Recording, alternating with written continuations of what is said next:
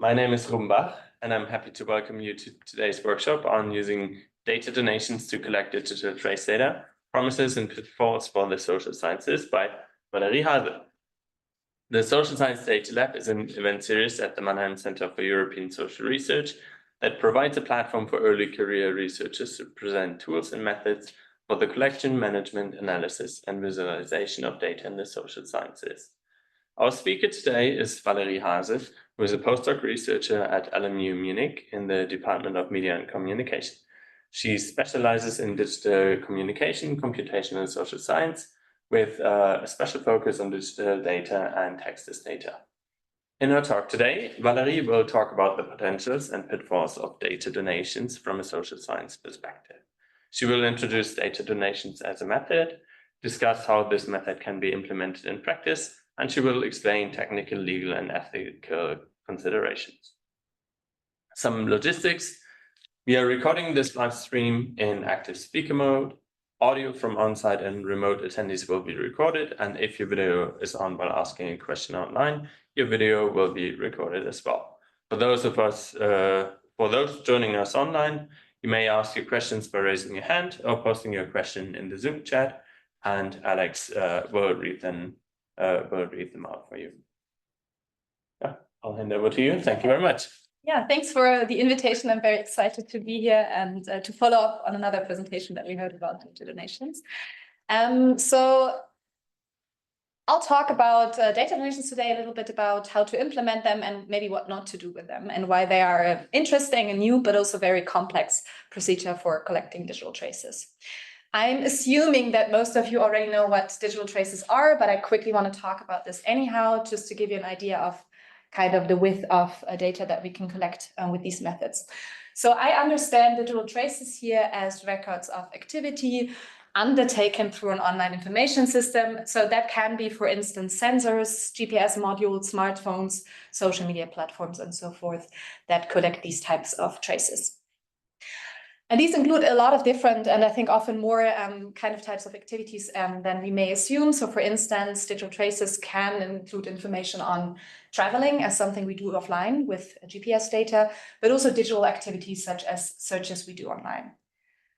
We can also differentiate these digital traces alongside individual behavior. So think of your sleeping patterns that you may track with your smartwatch, for instance, or social interactions with people.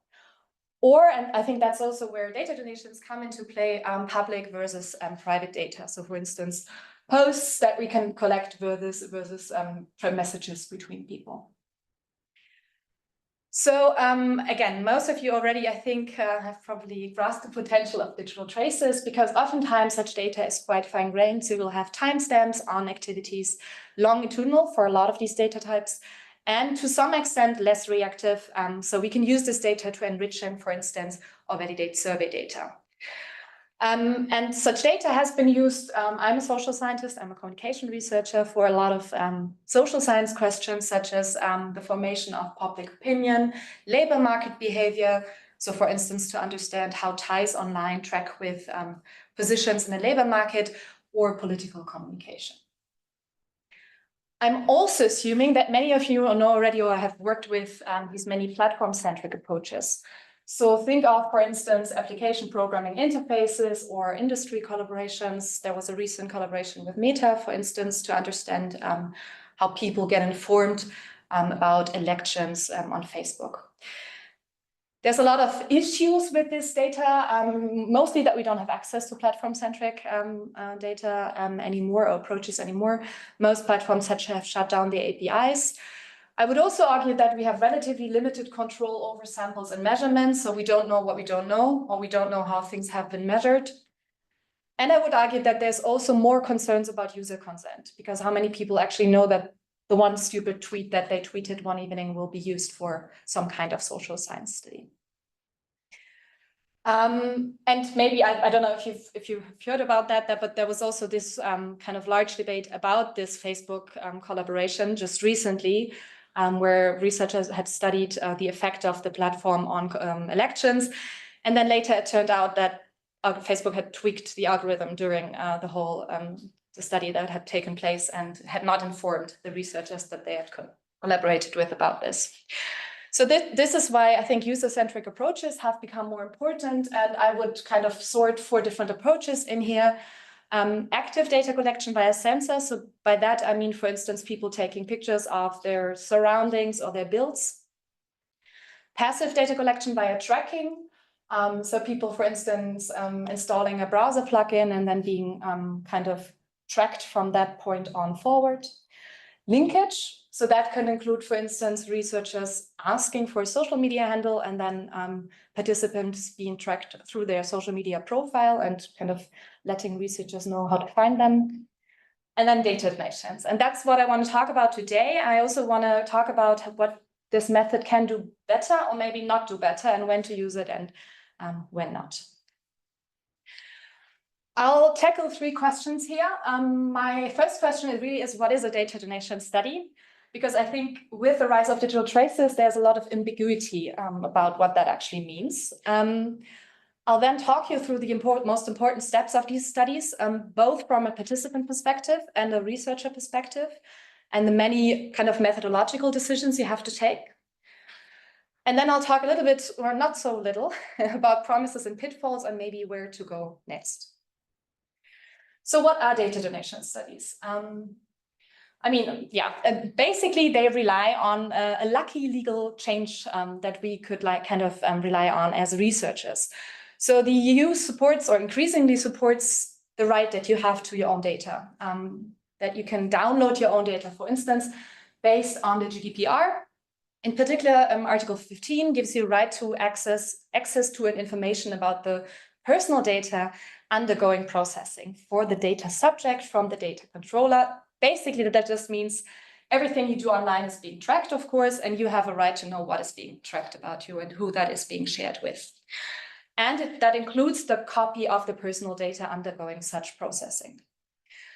Even better, we must be able to transmit that data in terms of data portability according to Article 20 in the GDPR.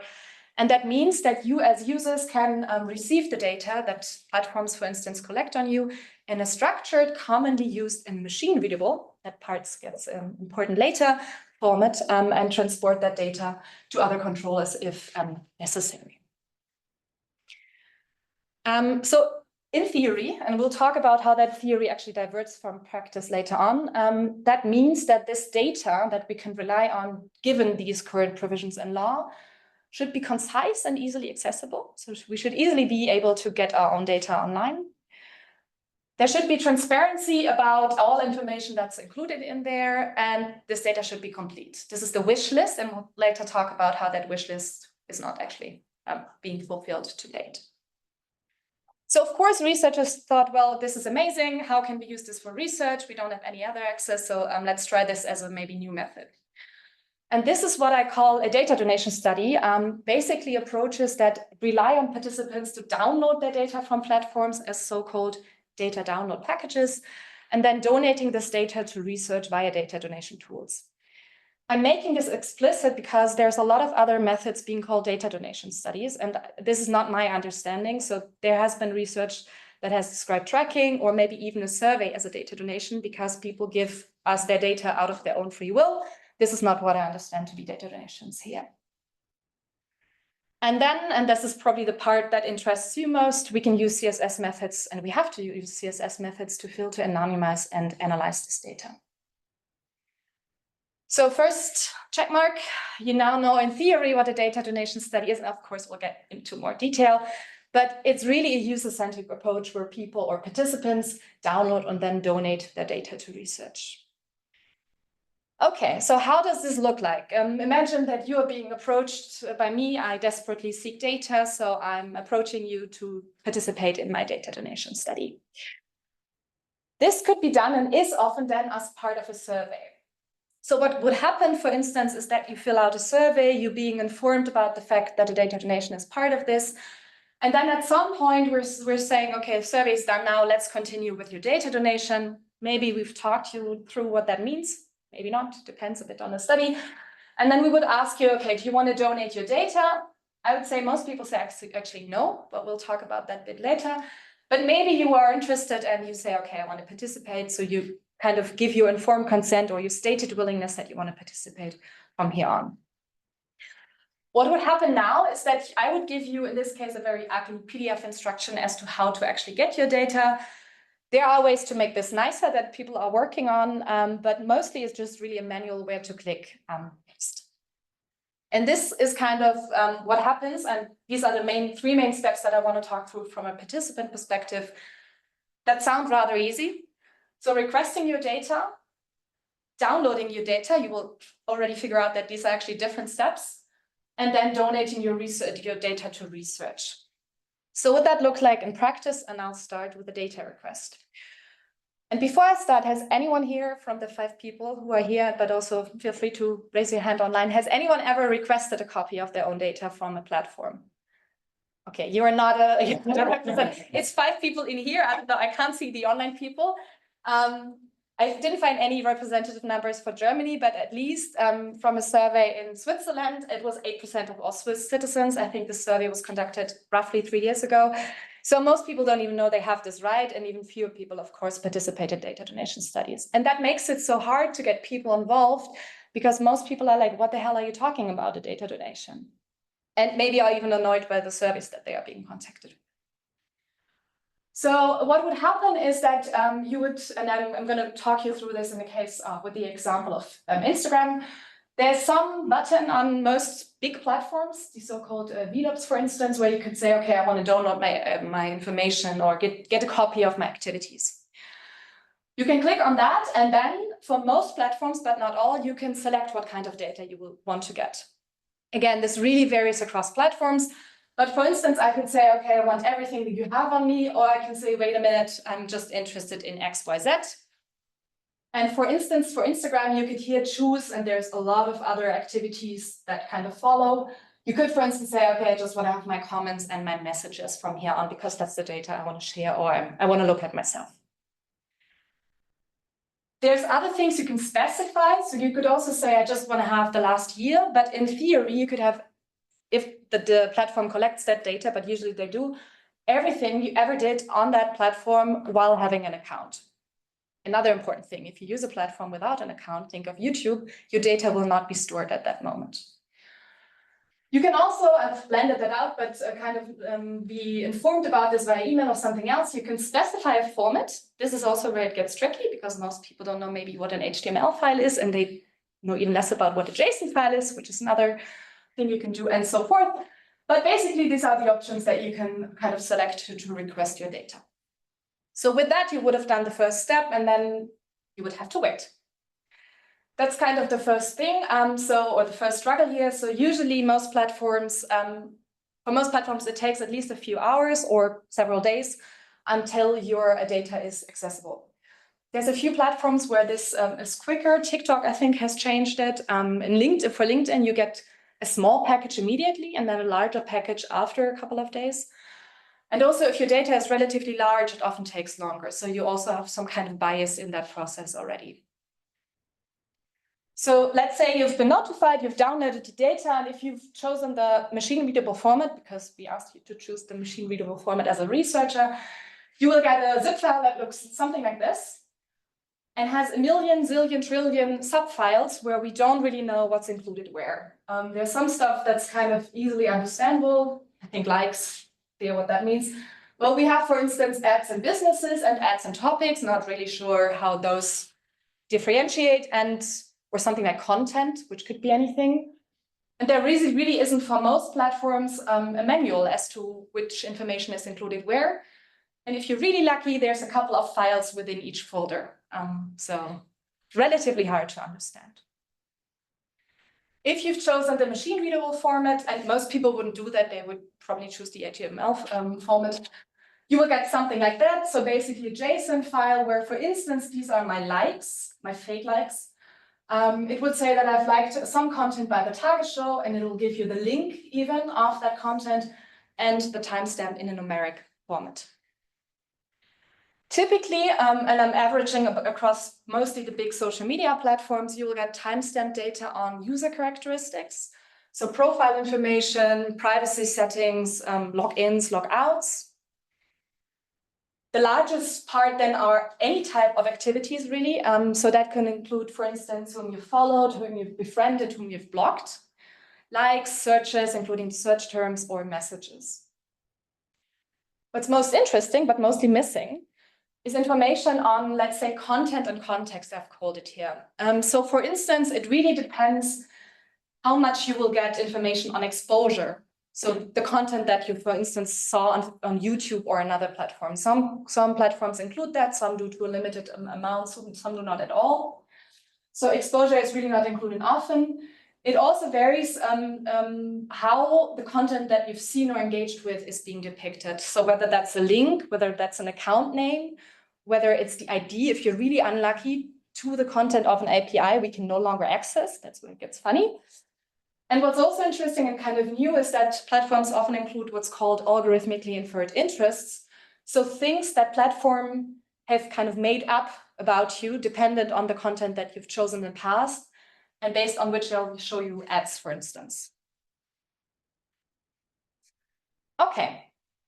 You have that data, you requested it, you downloaded it, now should be easily doable to donate that to research. And well, if you've ran a good study, it does, that should be easy. So how that would look like is you would have gotten this instruction, did all your stuff, and then you click on next. And then you will get a nicely integrated site on the same survey where you can just drop your zip folder, basically. And what happens next is something I'll show you with a quick video, because I think that's easier to understand. And this is just basically a data donation task that I ran locally on my computer, and I'll talk about that later on. But this is how your data, if you have a fake data set, would look like.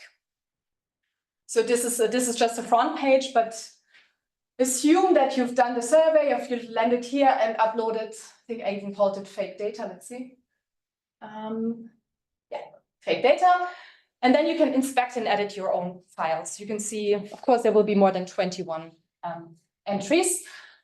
And there would be, for instance, ads clicked. So you can see what you did, whether you expanded or watched an app, kind of the titles of the app, Starbucks at home, Funny Fresh, this is all made up, but something, and then the timestamp of when you did that down to the second. What you can also do is you can type, search kind of maybe stuff that you don't want to be in that data donation. So let's say things that you're concerned about. Apparently I'm concerned about SodaStream ads that I clicked on. Something else you could see is engagement, and what often happens here is, then you can see that already, that some entries are not anonymized.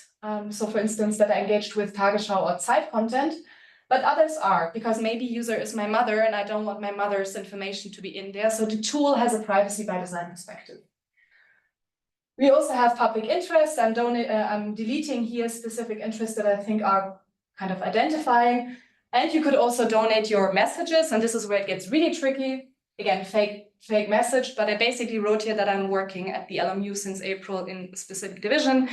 So I'm not naming any names, but it's really clear then who I would be. So you can remove selected rows, you can click donate. You are then again informed about what that means in a longer version, and then you give informed consent and donate your data. So it's not a one-click, it's a lot of options that you, in theory, still have. Also, although I have to say, we did a data donation study, I think 2 years ago, where we had around 400 people donating their data and 9 people deleted any data in their file. So usually people, once they've agreed, they don't do anything in terms of deleting data. Yeah. So just again, as an overview, you will see the different metrics and each data point that's included there, and then participants will have the chance to inspect and delete the data afterwards. So basically that means that you are really informed about all the data you're about to donate, which not to donate basically, and you have to again give informed consent after having seen your data, which is also different, for instance, from tracking a little bit, depending on the application. Okay, so this is all the stuff that participants have to do, and we haven't even talked about all the stuff that we have to do when we're trying to set up these studies. So this is what I'm going to talk about next. Are there any questions so far? Lost anyone? All good. See nothing in the chat. Otherwise, please, I can just see the chat, so right in there. Okay. Okay. I'm going to talk about this not in too much detail because setting up these donations, data donation studies is relatively complex. There's a really nice best practice guideline by colleagues in Utrecht and Amsterdam, so go read that paper. Or I've also included the QR link to a data donation workshop I gave last year, and that includes also instructions for how to run this locally on your own machine.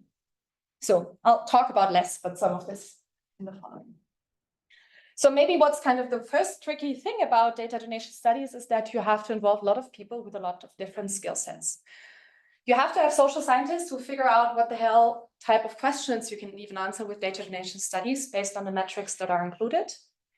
You have to have people who are interested in methodology, so who want to classify these data points using, for instance, machine learning, or who know how to recruit people to participate in these kind of studies. You'll probably have some kind of research engineer or IT expert who can set up a server to securely do this.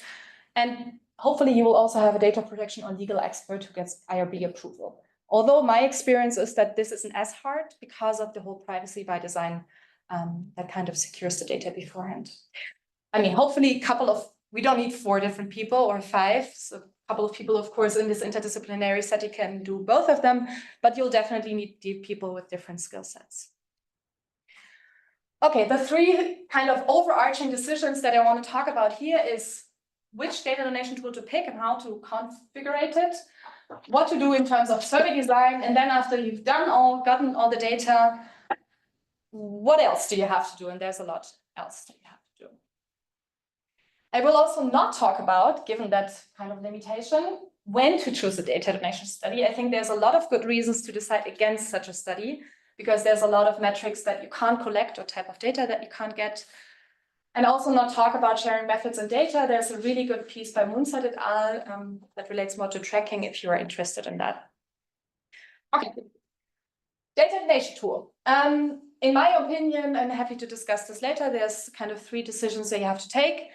Which tool to use, how to extract files and relevant metrics, and then how to pre-process data. As I've mentioned before, most of these tools rely on privacy by design perspective. So basically, they locally extract files. So no data is sent to any researcher database, but the extraction of these relevant subfiles and folders is done on the computer or the machine of participants. Also, the data is locally anonymized, for instance, through whitelists. I'll show you an example in a second. Then, as I showed you before, participants can further interact with or minimize their data. That can include deletion, but also further annotation. Then you have informed consent, and then any data is only sent up.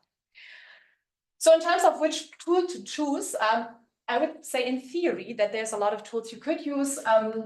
Most prominent, I would say, is the OSD2F, which has now been further developed into the port task or port data donation task, which is kind of coupled with Next as a whole infrastructure that embeds both the survey and the data donation tool. There's also the data donation module in Switzerland and a couple of others that are more specifically tailored, I would say, to specific platforms. Well, these 2 work for or can be adapted to different types of platforms. So after you've chosen that, you would have to program the tool in a way that it locally extracts the right files and the right formats. And that's also where it gets tricky, because platforms tend to change what files are included or how these folders are named, or kind of local naming of variables or language-specific naming. Even if you're trying to sample a German language sample, it can be that people just have their Facebook on Instagram and their Facebook on English, and then you have a problem. So you have to run these or configure the tool in a way that it extracts the right files. And you really have to make sure that it can handle exceptions, because the worst case is you've got your study running and Facebook decided a day later, and I've known colleagues who have had this problem, not with Facebook, but Google, to change the format, and then everything breaks down. So make sure to handle exceptions. This is just a screenshot from the OSD2F in a local version, the Python file. What I want to show you is basically you really have to write down where to find the right metric, in which folder, in which subfile, and then also which type of data to extract or not extract. So do you want the timestamp? Do you want the object, the link, whatever. And then the 3rd decision is how to further pre-process this data. And that can include many things, I would say. Definitely includes anonymization. I'll show you an example in a second. But what's usually done is that you will have a whitelist. So for instance, let's say you want to look at engagement with news online. And you will have a whitelist of, I don't know, 600 outlets that you figured out are on Facebook and Instagram and their handles. And you will just include, for instance, engagement with these accounts and anonymize, so change to user, the interactions that participants had with these other accounts.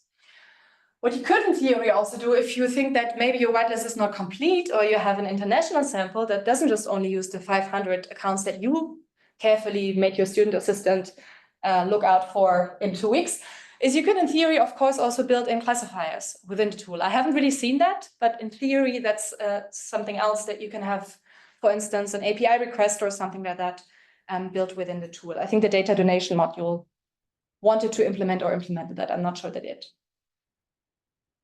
What you can also do is you can further aggregate your data. So you can, for instance, say, okay, I don't want to have every time point, but I want to anonymize this further. And I want to have, for instance, the average amount of interactions a participant had on a given day with extremist content, for instance. And then you probably have to further extend your data, even within the tool or after you've downloaded it. And here it's where it gets problematic, because some packages, at least in the past, included information that you would have to rely on an API on to actually get, for instance, the content or the account. And then if the API is closed, you have a big problem, of course, because you have these million data points that you can't actually use. So you can resort to scraping. Another interesting idea is to have data annotated by participants within the tool. So imagine, for instance, that you have collected messages from WhatsApp. And then participant could tell you, okay, for the, I don't know, 10 people that you've talked to the most according to your data, what is your relationship to them? Are those colleagues? Are those friends? Is this your family? And that will help you to, for instance, do some interesting network analysis. So this is just another example from what I showed you before. Anonymization, this is a study that we did with news engagement, could, for instance, work in a way that we say, okay, we just keep the names of news outlets that people kind of engaged with in different ways, but everything else just becomes this user. And of course, the worse your whitelist, the worse your results in the end. And this is how that would look like. I don't think you can read that very well, but it's just a long whitelist of all the accounts on, we had this for 4 platforms on 4 platforms. So this takes forever if you want to have a full whitelist, and it is very prone to errors, I would say. But you need that to have your data anonymized. This is how your data could look like at the end. So this is an example from a data donation study that we ran, where we have data from a given participant. This is really anonymized already. So we have the timestamp and the day. We have information on whether that person followed an account and already aggregated to some extent whether that account, according to our whitelist, was a news account or something else, basically. So based on that, we could understand how often people follow news on social media. Another type of data that you can get, and this is an example from YouTube, is searches. So what content do people search for? This is problematic for some platforms, because some platforms give you only standardized options to search. So if you do this with Instagram, it will give you accounts mostly. And here you can see, I mean, if you've done ever Texas data analysis, you can see where this gets tricky, because people don't use standardized language, or they use a different language, or, I mean, this was a German sample, and of course, a lot of the stuff is English, so we already have at least some issues with multilinguality. Okay, so this is how to set up the data donation tool, or kind of the most important decisions in that regard. The second thing you have to do is, well, the whole thing has to be, or should be part of a survey. And I think there's kind of 2 issues there, or decisions. How is the data donation task integrated in the survey? And then how are participants recruited? I'm going to present questions rather than answers, but happy to discuss this at the end. I think for the integration, there's fewer tools. For instance, as I said before, this port tool is basically integrated in the Next infrastructure. And this is by far the biggest data donation tool run by people in Utrecht and Amsterdam. In Munich, we've also built for the previous version of port an integration at Survey, which is a survey infrastructure at our university that's already kind of outdated now, I would say. But if you want to use that, let me know. And of course, you have to figure out, as I said before, how to instruct people or participants to participate in this study. How to recruit people? Well, I'm not sure. Maybe we can discuss this later. And I'll talk about that at the end, about the many ways in which data donation studies, I would say, can go wrong or are rather complex. I would say that the current practice is to not use probability samples, although that is hopefully going to change. So I've seen a lot of studies just, and I did the same thing, like recruiting students or just going to an online convenience sample. And I think it's really understandable why, because it really takes a lot of time for participants. They often have to wait and get back to the survey after an hour or day when the data is there. And this is highly private data, so you need to incentivize people basically, and to remind them maybe. Okay, and then lastly, cleaning and analysis. I think this is not discussed too much, but this is something I really struggle with in these studies because there are so many decisions that you have to make. What that includes is, for instance, how to classify data points and how to aggregate or model data points. And I'll just mention a couple of things here.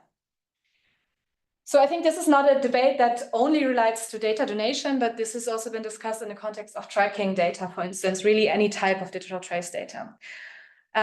So for instance, if we have this data, do we classify data or any type of latent concept that we're really interested in based on, for instance, accounts? So if people, for instance, engage with what we have kind of marked to be a news account via URLs or via the content. And just to give you an example, I'm a very interested Wordle player. And just because I use the New York Times URL or website doesn't mean that I'm engaging with news, and I do that every day, engage with news at that moment. Maybe I'm just bored and I'm playing Wordle, and there's a high bias or so this could be prone to misclassification, basically. And I think this is an ongoing debate at the moment. Another one is, when are you exposed to or actively engaging? I think we are currently doing the same thing that we did with APIs. We're just using the measures that are there, and then we're saying, well, political engagement is if you like this one thing.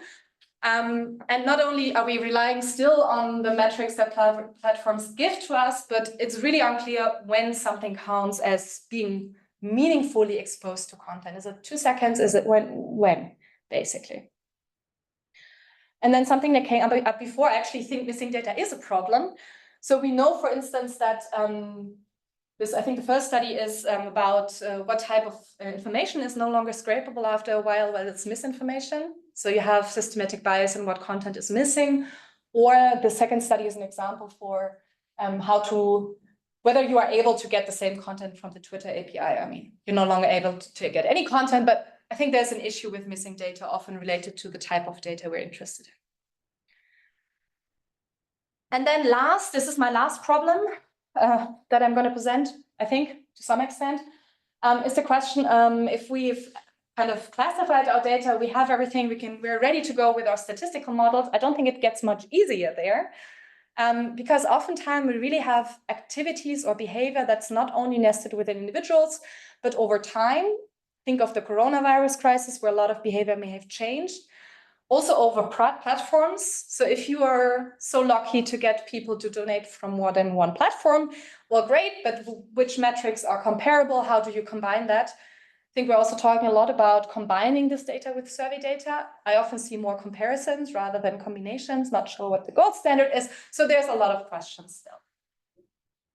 And then a last issue is the kind of skewedness. I think the things that we're interested in, political, I mean, depends on what you're researching, but I'm interested in political engagement, news engagement, and this is only kind of less than 1% of the stuff that we're actually interested in. I mean, there's ways of modeling this, but you have to account for the fact that it's often rare behavior. Okay, I hope I didn't scare you off completely yet, because I'm gonna actually still go into the pitfalls of these models after I've presented you all the many decisions you have to make. Any questions so far? No? Okay. Good, then I'm gonna kind of finish in a sense, I still have some time, but talking about the promises and pitfalls of such studies. And I think some promises, but also pitfalls have already become apparent. I think my promise slide is one slide, and I'm going to make a point for data donation still, but I also want to make people aware as to what the issues are that can come up with these models or the studies. So as I said before, I think especially compared to tracking, we often have even less reactive data in the sense that people are not at the point where people are actually donating data. They have already done all the things that we're kind of observing them for. And oftentimes such data is also more longitudinal in the sense that it can span across decades in theory if you've been on the internet for a while. We can also have partly new data. So for instance, algorithmically inferred interests is something that I think could be interesting as something we can maybe use to open up the black box of kind of platform infrastructure. I think what's really nice is that we can actually rely on the law. I don't know if you remember this whole debate about a tracking tool that a team in the US tried to install. I think it was at NYU 5 or 10 years ago, and they got sued. So I think because we have the GDPR, because we can rely on this, this is less of a problem, at least in the context of data donation studies. Another nice thing is that they are mostly open source, so you can actually change them, adapt them. And this is where my promises slide ends. I'm still going to make a point for it, but I want to talk a little bit about other pitfalls now as well. So to, I guess, no one's surprise, these studies are not free of errors related to presentation. I'm going to talk about that in a bit more detail in a second. They are also not free of errors related to measurements. And I think that's my biggest concern. The moment we use these studies as I would say, a playground for methodologically interested people. So I include myself in that. We do survey experiments with this kind of data, but I haven't seen as many empirical applications to answer substantial social science research questions. So turning to the first pitfall, errors of representation. There's a lot of ways and also related error frameworks in which we're dealing with, let's say, biased samples. That is due to the fact that we're often using these in non-probability samples. It's also due to the fact that these studies have really low response rates. So from what I've seen from existing research, from everyone who you've gotten at the end of the survey, right? And there's a huge drop off at that point already. I've seen that between 1% and 38% or something like that of people then donate their data for one platform. So, imagine how many people you'll have to incentivize to get a data donation. And of course, the dropout is really systematic. I'm going to talk about that in a second. And not only is this systematic related to participant, but also to specific metrics and platforms. So we can, for instance, see that people are far less willing to donate their search history, because that's super individualized. And they're also kind of trusting some platforms less than others. So you're less likely to get people involved for that kind of study or platform-related study.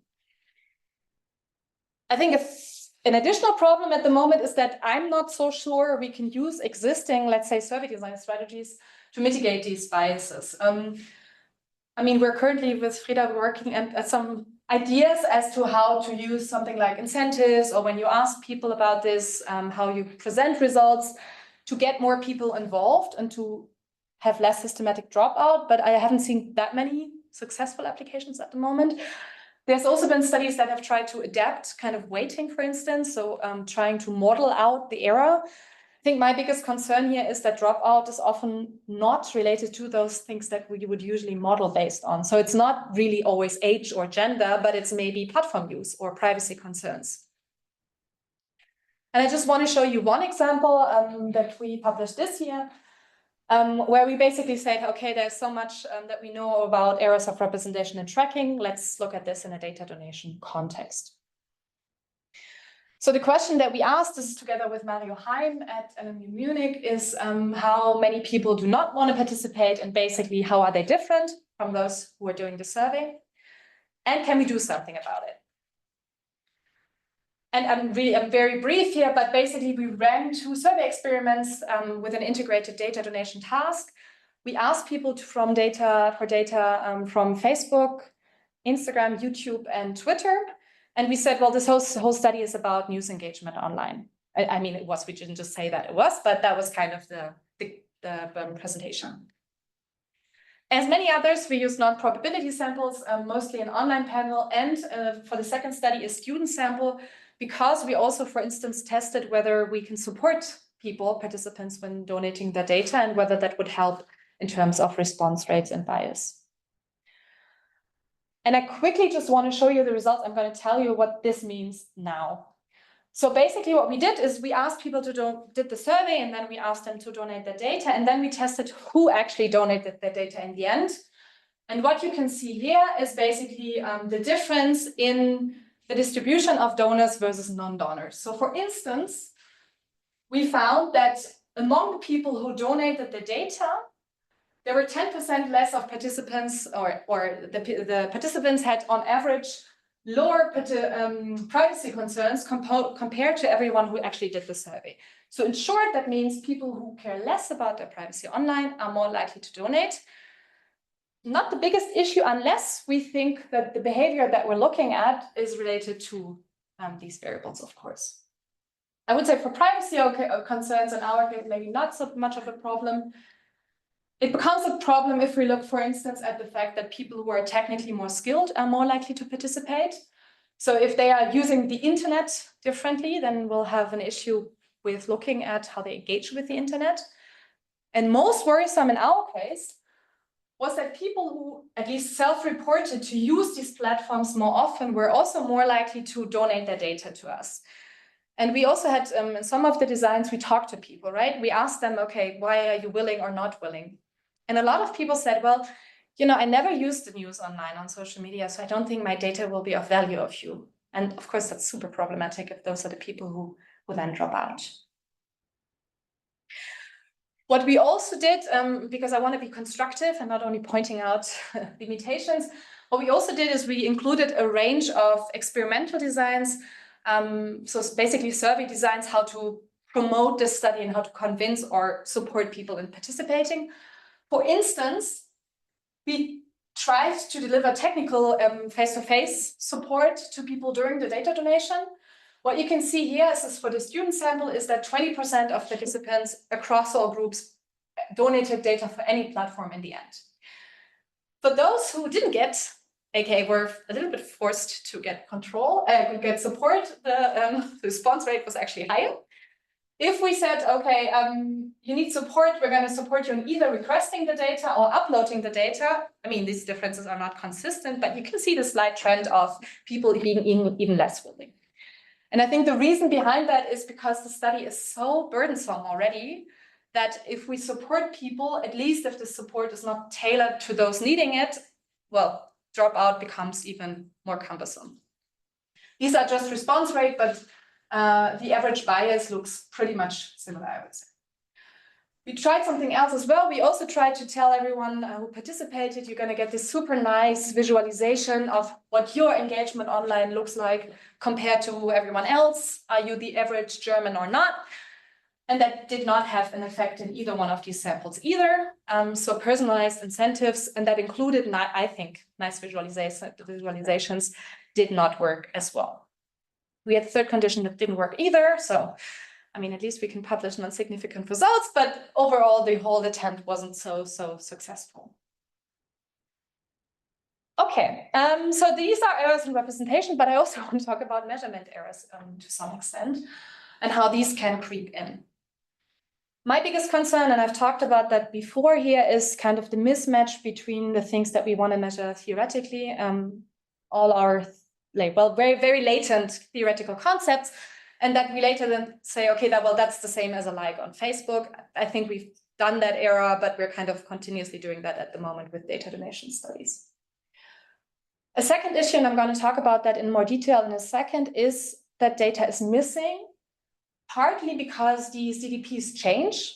As I said before, sometimes, I don't know, TikTok may decide that they're no longer giving you the full exposure data, but just the last year. Or they may just exclude a certain metric. Another thing is that, and I'll talk about that in a second, platform non-compliance. So they don't even give you the data that we know they have in the first place. And then at very least, a third issue is that we often have this misclassification via NLP methods.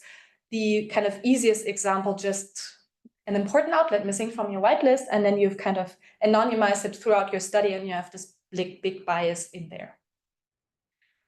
So an example for measurement error is, this is a study that's more on a like conceptual level, but we brought together roughly 20 people working in different CSS labs and doing data donation studies in the last year, and kind of collected all the issues that they encountered with data donation studies in their approaches. And there were a lot of challenges that we found. The first one is what I would call burdensome data access. So if you remember at the very beginning, I told you that based on a GDPR, our wish list is transparent, complete, and easily accessible data. None of that is true.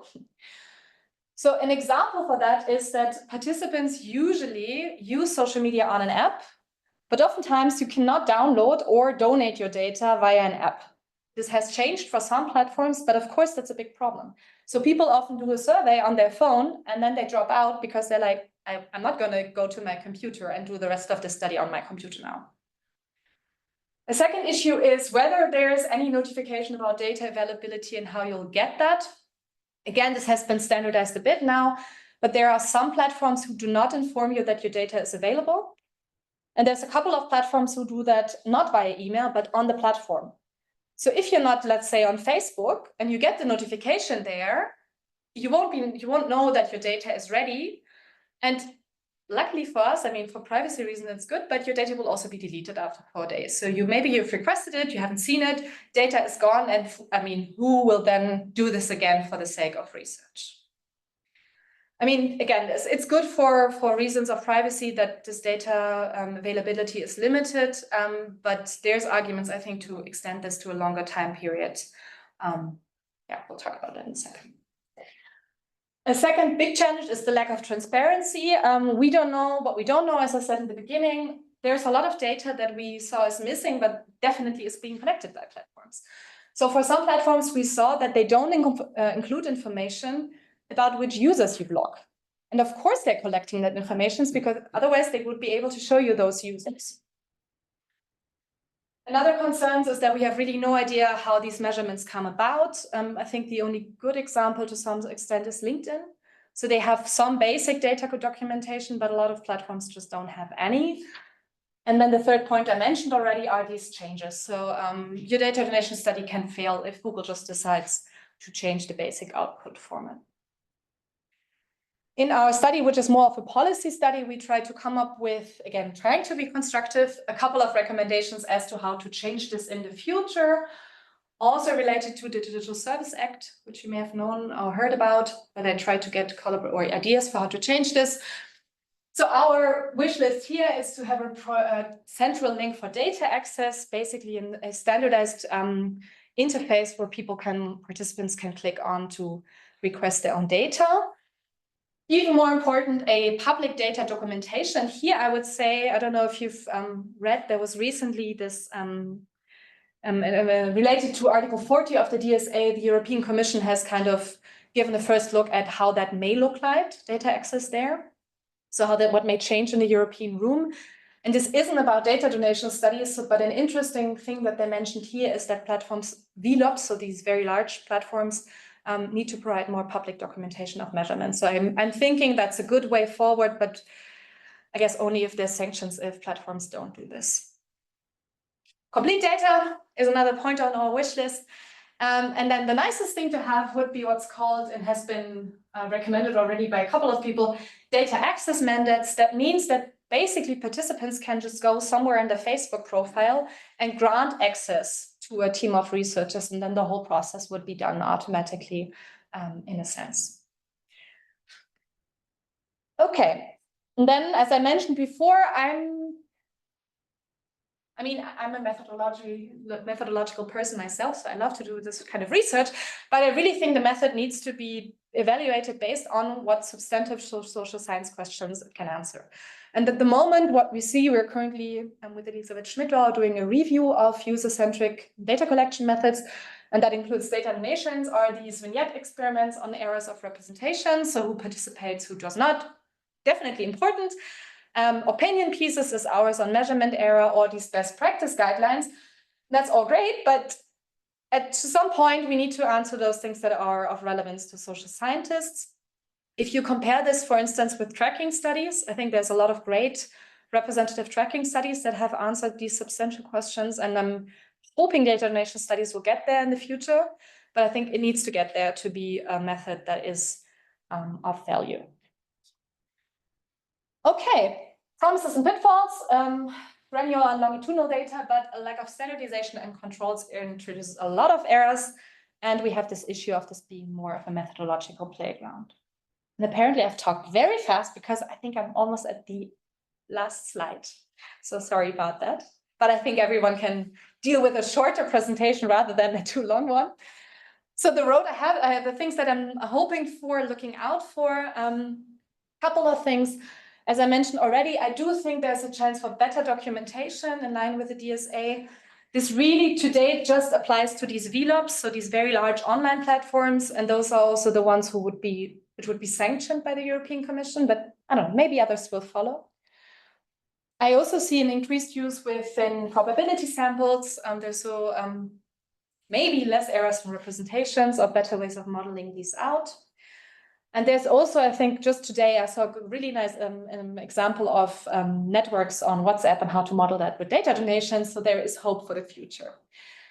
I think we're going to continue to struggle with this in-tool classification. So for instance, anonymization, participant annotation, built-in API classification. That would be great to do, but it's really hard because it gives you more chances for the tool to break while you're doing the study.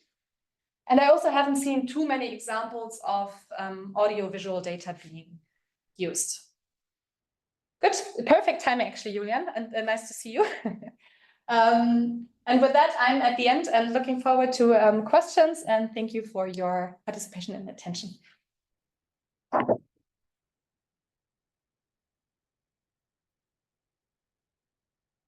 Julian developed one of the tools that I mentioned.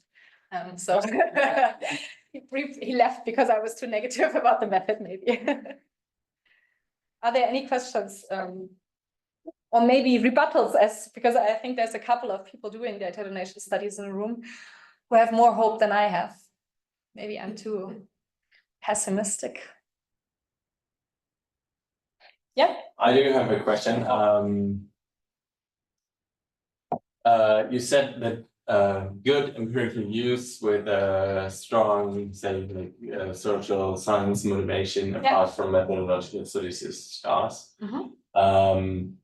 Could you point us to maybe one really cool data donation study? You just mentioned something, social networks on WhatsApp. Yeah, I saw that today. Oh God, I don't want to say on Twitter, but I saw it on Twitter. So I haven't read that. I don't know if it's a good example. I don't think I've seen a study that is really answering substantive questions. I've seen a couple of how to do this study using, let's say, data donation from young adolescents to study mental health or online use, but I don't think I've seen a study. Maybe somebody else has. Yeah, that's why I'm kind of struggling with this at the moment. And I've seen a lot of good tracking studies, right? There's really interesting studies at how platforms, I don't know, change diversity of content you are exposed to online or opinion formation, and I haven't really seen that for data donation. The method is still relatively young, so there's hope there, but yeah. Can't point you to that, I'm sorry. If anyone in the room has a good study, happy about recommendations, but yeah.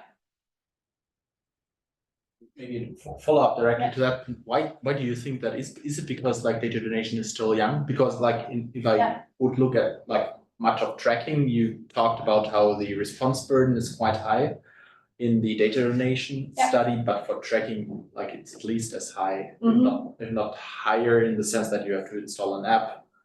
And are probably repeatedly, like quite often people are repeatedly asked in small EMAs or something. So like, do you think that's just an age issue that will be better in like 3 or 5 years, or does there have to, or do there have to be specific things solved? The methods? I do think tracking is a little bit less burdensome still, because I mean, people have to install this, but I mean, maybe not. Maybe it depends on the tracking tool, but I would say there's less different points in time where people have to be activated at some point. Because with data donation, you have the request, you have the download, and then you have the donation, and these can be 3 different points in time. Sorry, what's the second question? Whether we can improve on that, but that's already part of the answer. Yeah, and I do think it's an issue with time, because I mean, really, these tools have been developed in the last years, and the port tool that most people are using is still in active implementation.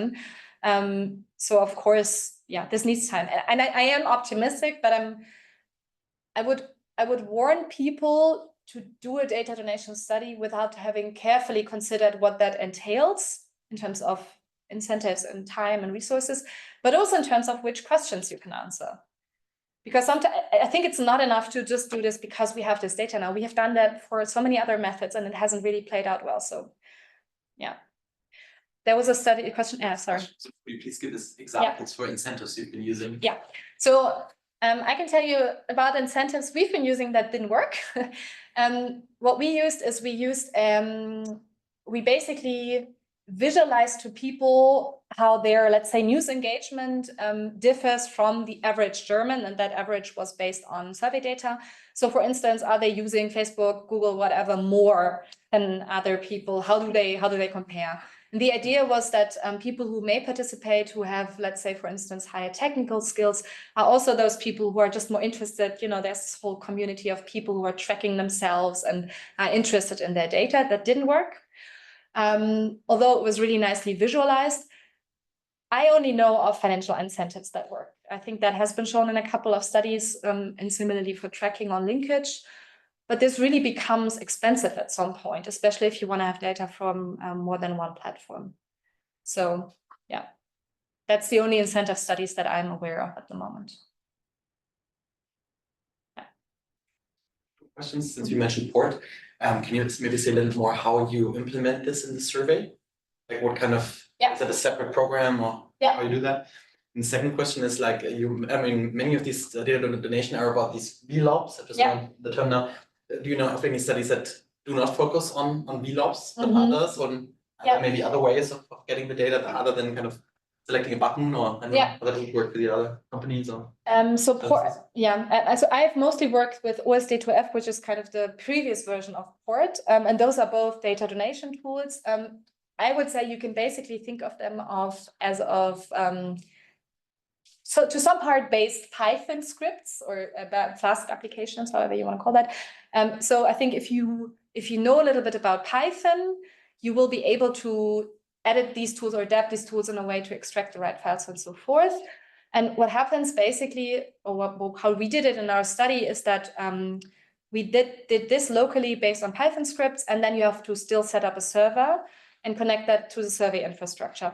With a port, which is connected to Next, basically there's a company behind it, let's say a startup consisting of former academics, and they will also help you set that up. So it really depends on how much resources you also have to pay someone to do this for you.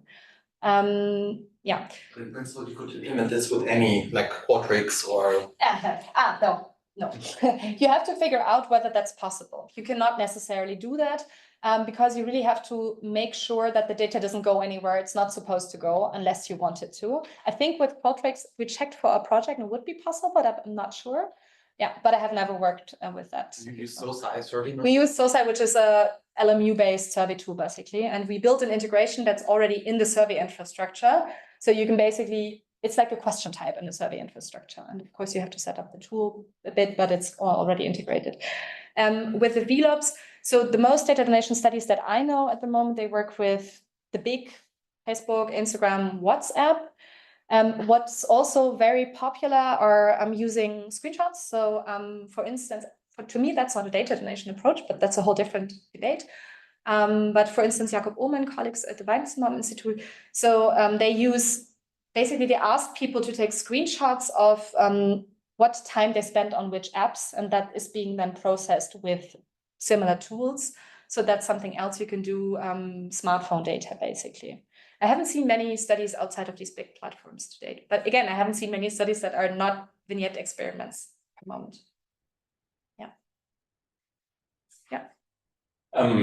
speaking a little bit about the methodology and generalizability of findings, do you think we will ever get to a point where we can say we have obtained results that we can trust to at least somewhat represent users of that specific platform? Or do you think we will always be stuck in the situation that participation in such studies is so rare or so small, even with all the incentives and the like, that we must rely on statistical methods where we need to make strong assumptions? Maybe I would turn this question a bit around, because I'm not so sure it's only the samples that are the problem. The measurements are a problem as well. So I would rather ask the question, what are questions for which we need data donation studies rather than other studies? So is the goal really to get this as representative as possible? Not sure that's going to happen because it is so cumbersome. And I'm also not sure we can really model it out, because you have to collect all these, potential predictors of dropout. So personally, my approach, and I'm saying that although I'm at the moment involved in a project where we're trying to integrate this in an existing panel, but I do think maybe we need to ask ourselves, what are the questions where we need data donation studies for? Is representation the goal? Or are we maybe looking at very specific populations, doing this in a case study setting more so? So I don't want to say no, but I'm not sure it is the only way forward we should go. Because again, maybe we don't even have we have the samples. If we don't know how these metrics are being created, and if a lot of data is missing, are we really doing anything better? And to some extent, this is still platform dependent, because if Facebook can change their measurement at any point or cut you off from the right file format, then we are where we were with APIs. I mean, I will give this another 10 years. I don't want to say no, but I want to say be sure before you do such a study. And maybe an add-on, maybe it's also not so much about representation, but I mean, what I do think is interesting here is that we can, for instance, work in a different way with causal design. So maybe we can think about interventions and how these interventions change behavior over a longer time. And because we can ask people just to donate their data once after such an intervention, maybe these are more interesting questions to ask. Yeah. Comment from Jessica Deichler, who mentioned that there is also a new tool by the Max Planck Institute for Software Systems in Saarbrücken apparently, called Social Donator, that works with when you can sign in by Instagram. Ah, cool. I was not aware of that. Thank you. If it's in the chat, I'll take a note later. Thanks. Didn't know. We'll take in for the slides.